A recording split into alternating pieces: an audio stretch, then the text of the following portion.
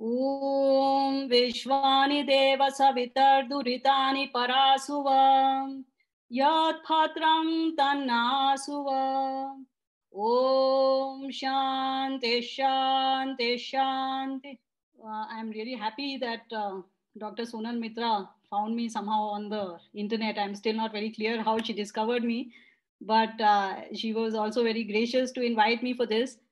I'm really happy that Wiki, which is actually a commercial for women entrepreneurs, they have this cell for Vedic culture and education, and they're lucky to have Dr. Sonal Mitra as the head. I really feel that this is required, and I all strength to you that may this knowledge spread all over India, and may more and more Indians come to know about this.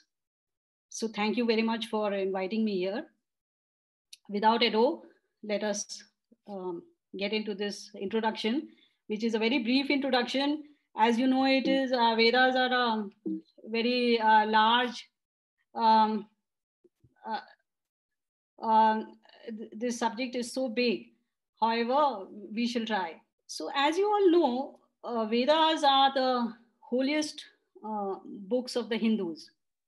This is rather sad because actually they are not meant for Hindus alone, for somebody who is there, who lives on the Indian subcontinent, or any such demarcation. They are actually meant for all of mankind. So you don't find any thing in that which says that this is for a particular set of people.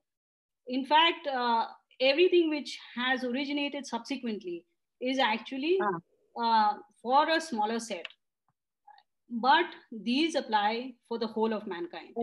So, the Vedas are supposed to be the direct word of God.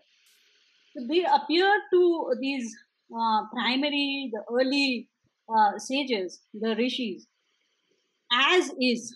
So that is very important to understand. They did not appear like a poem might occur to you, or a novel might occur to you, or the theory of relativity occurred to Einstein, but they appeared in the form that we find them today. So this is why it is called that these are revealed scriptures, and they are called aparusheya. That means they are not made by man. So we know that there are four Vedas: Rig Veda, Yajurveda, Samveda, and Atharveda.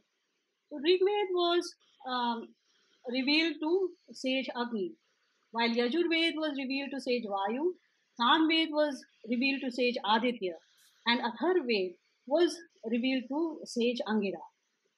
Subsequently, they then taught all four Vedas to Brahma. Brahma now imbibed all the four Vedas, and from then onwards, one unbroken tradition has continued of the Vedas being transmitted from one to the other, to the other, to the other. So we can now question when the Vedas originated. They have originated in such a hoary past that it is impossible to date them. Many Western scientists have tried, so they scholars rather tried, and some have come out with 2,000 years ago, some have said 5,000 years ago, and so on. But as per our tradition, they originated with the advent of man himself on this planet. So that you can understand how old that is and why we don't have any record of when they originated exactly. Also, there are certain myths about the fact that they were put in this current form by Veda Vyas or somebody else. These are things which are told by students of, say, Veda Vyas. They wanted to establish their guru as the topmost guru, and they said that he organized the Vedas into four Vedas and put the mantras in a particular order. But that is not correct. And the Vedas themselves mention that we are four in number. And the Anupurvi of the Vedas, that is the sequence in which the mantras occur, is supposed to be very important. It is, as if you were writing a book and somebody shuffled up the pages, then the meaning of the book is lost. So same thing is applicable in the Vedas. There is a context which is there, so nobody can touch that context. And the whole idea for the pundits and the seers down the ages has been to somehow maintain that order and the information related to each mantra very carefully and in the exact precise order. Even actually the meaning has got lost over these millennia, but the order, the form is quite accurate. We can say that with some confidence. In modern times, the knowledge of the Vedas has been revived by Swami Dayanand Saraswati, whose picture you are seeing here, of the Arya Samaj. The knowledge got lost slowly, even in the Mahabharata period. We can see that this knowledge is disappearing. And it, slowly it went down to the extent that during the British period, even the study of Vedas was becoming very difficult. So Swami Dayanand, somewhere in late 1800s, he revived it and brought it back into the Indian thinking.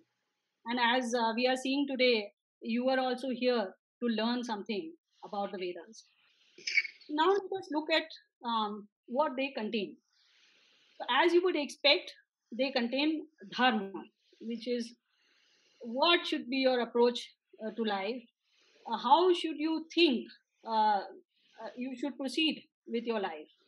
What are the goals of your life? What are the various goals which are available to you, out of which you can pick and choose the ones which work for you? Then you have to look at duties and responsibilities, because just working for yourself is a very selfish motive. There are duties which we have towards our families, towards society, towards the country, towards the world. So all those duties and responsibilities are also mentioned in the Vedas. Over and above this, we find that there is knowledge about the universe in the Vedas.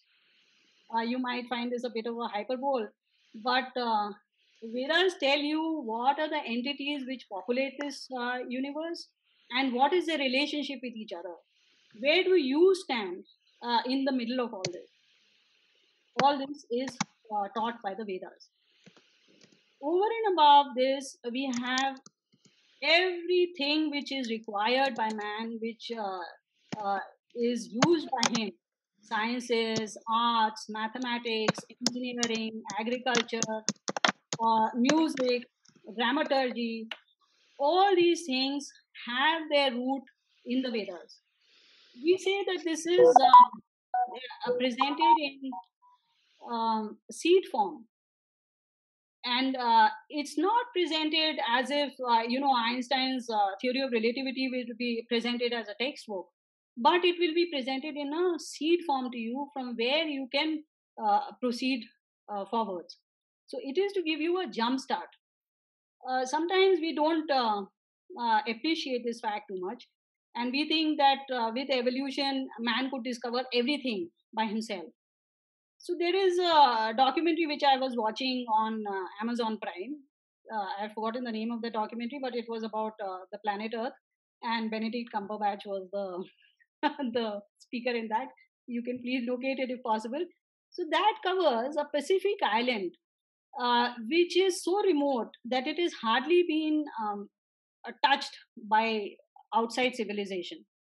And if you look at that culture, which is today's culture, you will find that they are living in extremely primitive huts. They live by fishing, and they of course eat some fruits, etc. There is no agriculture.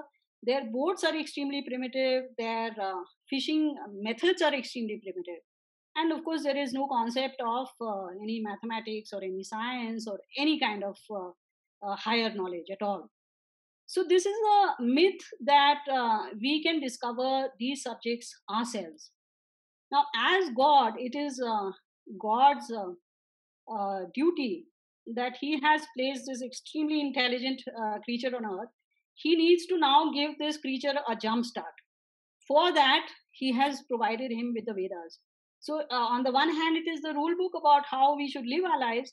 On the other hand, he has given all this initial knowledge, which will get you started to a very beautiful life. So, to give you one example in this, I wanted to tell you about this decimal system. Most of you are entrepreneurs and are quite aware of science, and at least decimal system is something which we are all aware of. And we may also be aware of the fact that the decimal system today is recognized by all scientists as being the most conducive for scientific development. You could have taken the base as 16, that is hexadecimal system, or you could have taken an octal system, that is the basis of number is 8. But they have found all these do not gel with the human brain. There's no reason why it should be so. It just somehow seems to be true biologically. And the decimal system, you can say we have 5 hands and we have 5 toes, 5 fingers, I meant, and 5 toes, and that is why it works. Uh, Difficult to say. But the fact remains that God has created some hardware inside your brain which makes the decimal system easier for you to handle.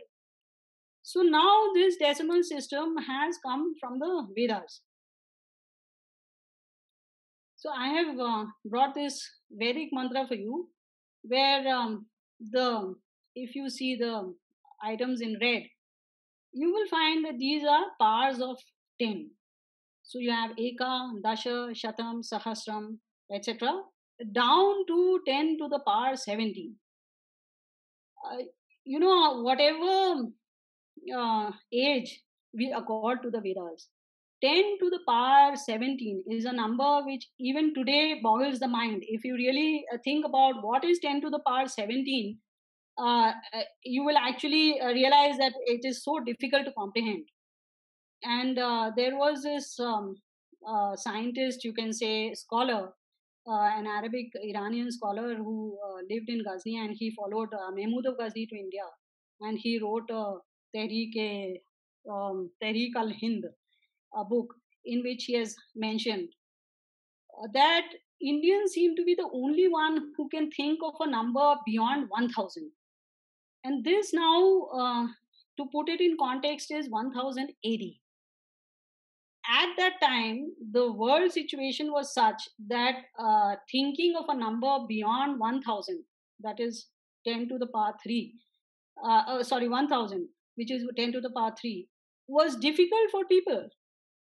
And here we have Indians who are giving names to every power of 10, up to 10 to the power 17. So you can imagine how advanced the Indian civilization was. And this knowledge is flowed out to all the countries in the neighborhood. That means China and Arabia, and to Arabia to the European countries, then to the Southeast Asian countries, right up to Japan, etc. This again is difficult to believe, but it is so. And you can see that cultures which did not come in contact with Indian civilization, and in fact, those which are further away from India, their ignorance level is that much higher.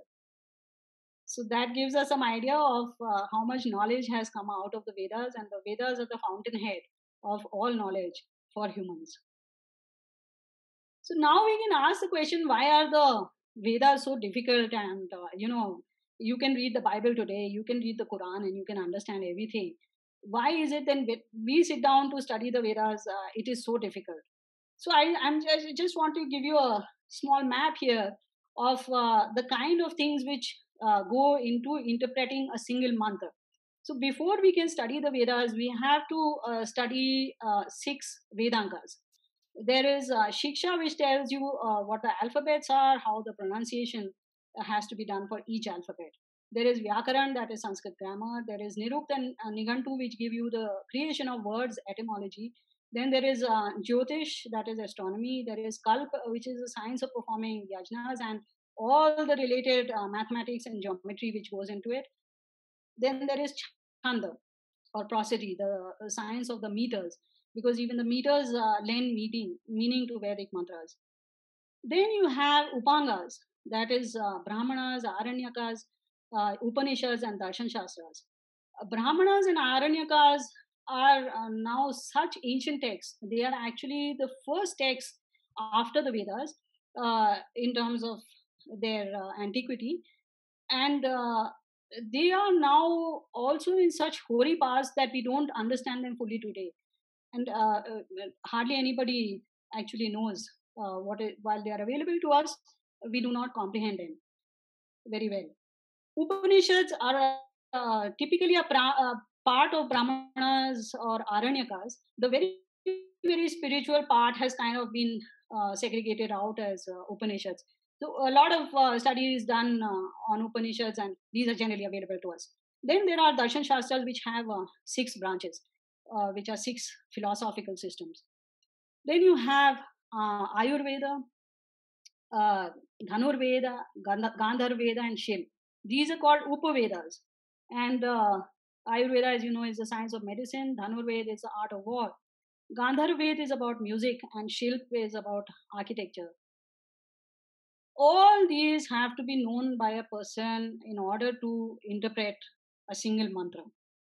On top of that, we have 1127 shakhas, that is slight variations, recensions of the Vedas, which different schools of thought have created slight variations in order to clarify the meaning.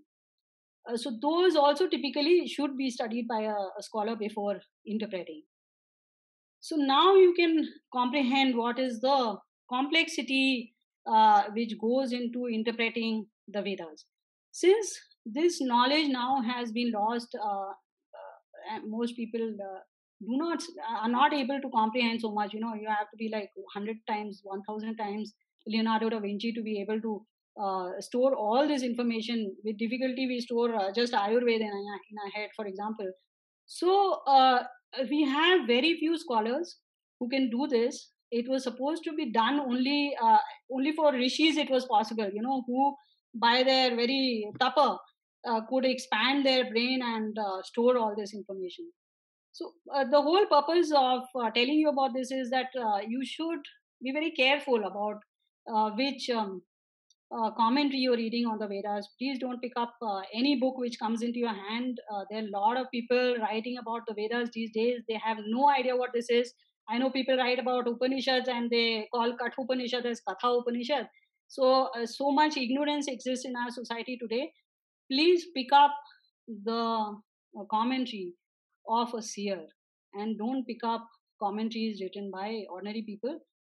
I am, of course, an ordinary people too, but I am standing on top of their commentaries, and hopefully, I will not let you down. So, to just give you some idea of the complexity of the Vedas and how it can be misinterpreted, let us take this small word Agni, which we all comprehend, which is there in all our regional languages, and which means fire. So that is a meaning which we understand, and you will find that a lot of interpreters have interpreted Agni as only fire in the Vedas, and then said that Indians were fire worshippers, or Vedic people were fire worshippers. So now I want to tell you about this Agni and the process which is followed in interpreting the Vedas. Agni comes from a root which is Agi, and along with a suffix, it becomes Agni, which gives it the meaning of the first, primary, the one that is in front. In Hindi, we call this Age. And you will also know that for fire in Hindi, we say Aag. So Aag and Age, you can see the similarity which is there, which it is originating from the fact that the root is Agi in both cases. So why is Agi, which has now got transformed into Agni, giving this meaning of Agrini, the one which is in front? That is the science of etymology. Now that you have this meaning of the one that is in front, we get different interpretations of the word. So God can be Agni because he is the one who came first in the universe. He woke up first and created the universe. Then a king can be Agni because he is the first among his people. then any leader can also be Agni. In fact, this is not the end of the meanings of Agni. There are many other meanings which are associated with Agni. So this shows you that just one word is leading to so many interpretations. So how many meanings does a mantra have?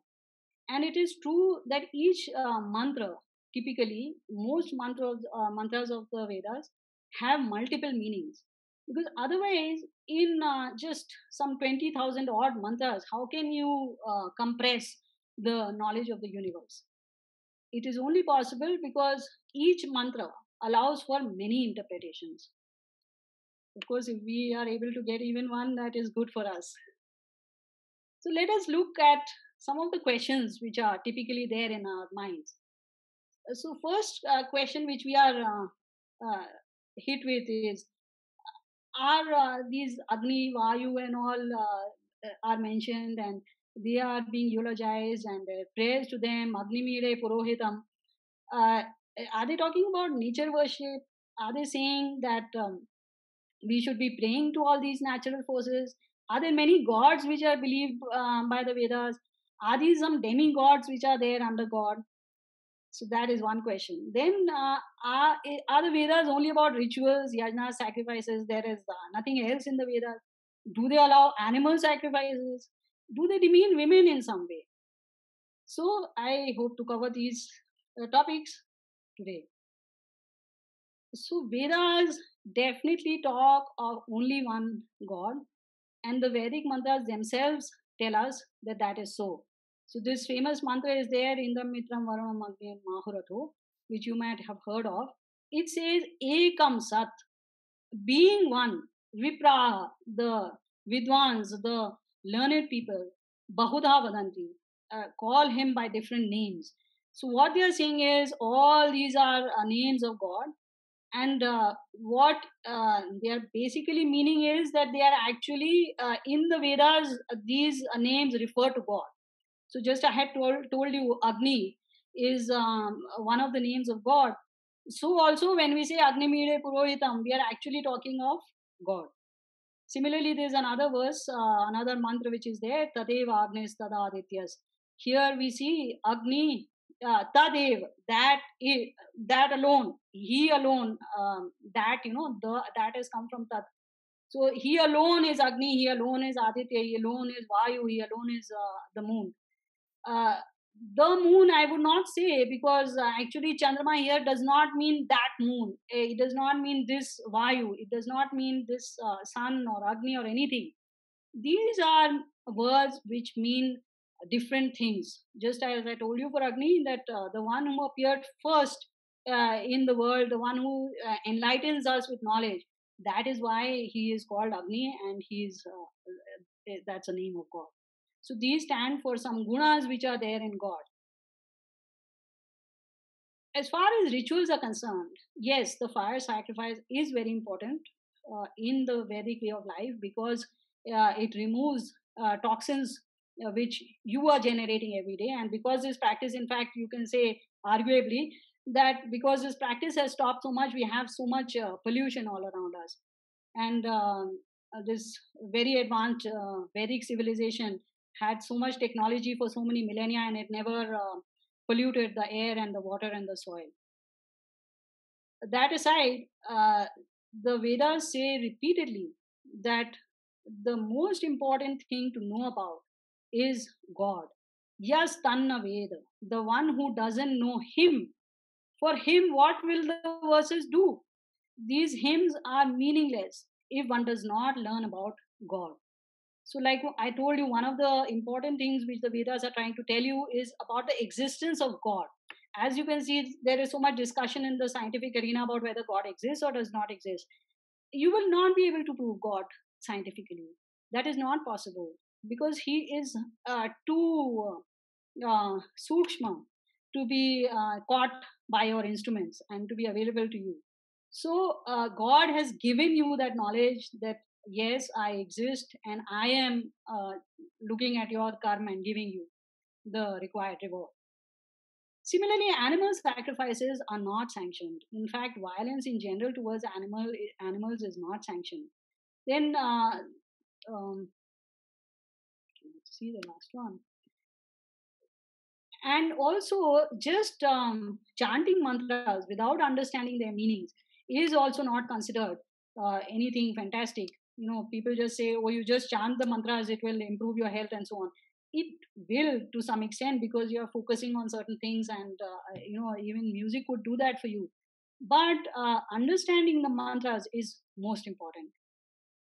About the status of women, which I think will appeal to a whole lot of people here. uh, the Vedas have this sukta, one chapter in Rigved, which is called Surya Viva, in which the daughter-in-law comes into this new house. And so, how is she to treat the new house, and how are those people to treat her? That is given. It's a very interesting chapter, and maybe you can read it from somewhere. So here there is a mantra which says Samrajni Shwashure Bhava. Basically, this mantra says this is being spoken by the husband to the bridegroom to the bride, that be the queen for your father-in-law, for your mother-in-law, for your sister-in-law, for your brother-in-law.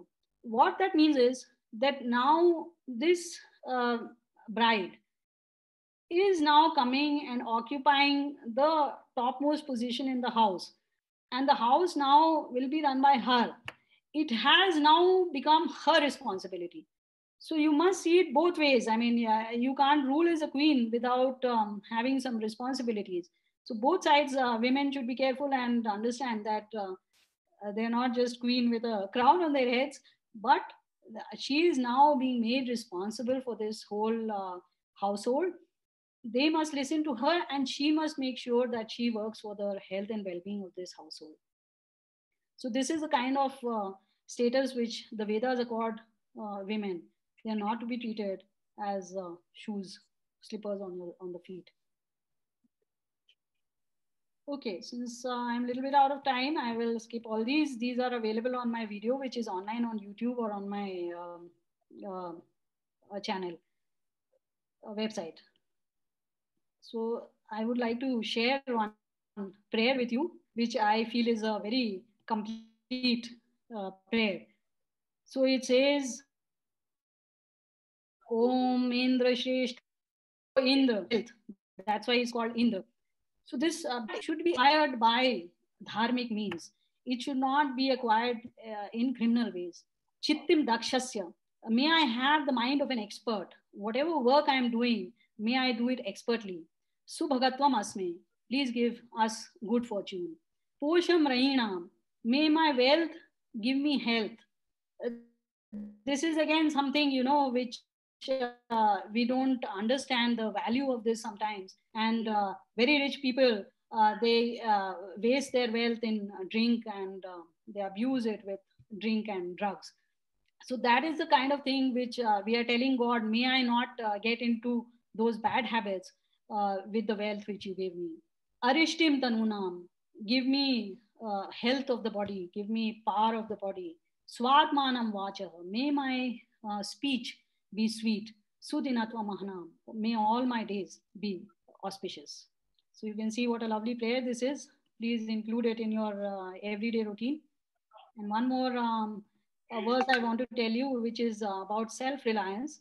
Uh, we are sometimes fed this thing that Gita says, "Jo kuch ho raha hai, acha ho raha hai. Everything which is happening is good. Don't try and interfere. Don't strive for anything. Don't do anything. God is taking care of everything." So here God is telling you, "Swayam vajins tanvam kalpayasva." He says, "Oh, person on the move, vajin." Uh, Build up the strength of your own body, and yourself find what you want to do, connect with the right people, connect with the right tools, connect with the right knowledge, and then enjoy yourself, the whatever comes out of that uh, effort which you put in. So whatever are the gains of your business, of your efforts, enjoy them without any guilt complex that, oh, I should give away all my wealth. No, it is not like that. You should enjoy the wealth. It is in a dharmic way. Mahima tyanyena na sannashe. In this way, the greatness which you build, uh, your greatness will be will not be destroyable by others. Nobody can say that this person is not good at this, because you have built this capacity in yourself. Nobody can negate it. We find this in corporate sometimes. I myself have seen it. So I really this mantra speaks to me. I hope it speaks to you too. With that, I would like to end my speech. I hope I have managed to give you some idea of what the Vedas are, and have encouraged you to take up the study yourselves. You can find some more information on my website and my YouTube channel. Om Sham. Dhanyavad. We thank Mrs. Uttara Nerurkar for taking out the time and her insight on the Vedas. It was a lovely talk, actually, and we look forward to some more with you, in fact. Thank you. Thank you. I would love to give a talk to you again.